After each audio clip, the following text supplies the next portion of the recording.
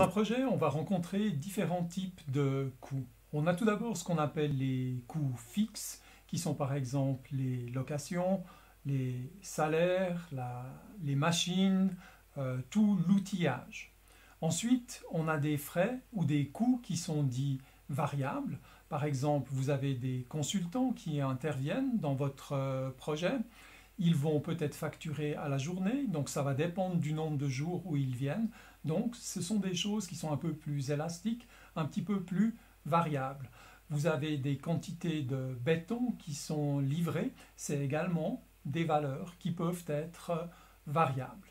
Ensuite, on fait une distinction entre des coûts qui sont directs et des coûts qui sont indirects. Les coûts directs sont ceux qui sont directement imputables au projet. Typiquement, vous avez une ressource qui travaille dans le cadre du projet. Vous pouvez exactement imputer le montant correspondant à cette ressource au projet. Il y a d'autres cas où c'est un petit peu plus délicat. Vous avez des ressources qui travaillent peut-être dans plusieurs projets. Donc, ça n'est plus qu'une proportion ou c'est une question indirecte. Maintenant, des vrais coûts indirects dans un projet, qu'est-ce que ça peut être? Le département des ressources humaines vous a aidé à trouver des nouvelles personnes pour travailler dans votre projet. Comment se trouvent couverts leurs frais de recherche, tout ce temps qu'ils ont passé? Voici un très bon exemple de frais indirects dans un projet. Maintenant, il y a d'autres formes de frais indirects. Il y a ce qu'on appelle les frais de gestion ou plus couramment management fees.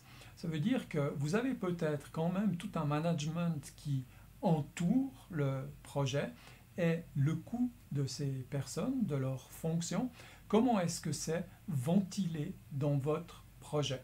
Alors souvent, ce que j'ai vu dans des entreprises, c'est qu'on a un certain pourcentage par rapport au budget global du projet qui sont des management fees.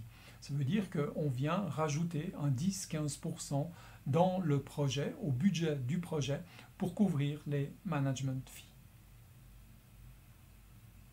Le dernier point, j'allais partir. Sunk costs, c'est les coûts qui ont disparu.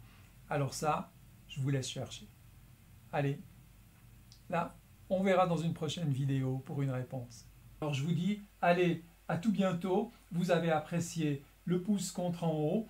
Inscrivez-vous si ce n'est pas encore fait. Partagez avec vos amis. Commentez, posez des questions. Et alors moi, à tout bientôt. Ciao, ciao.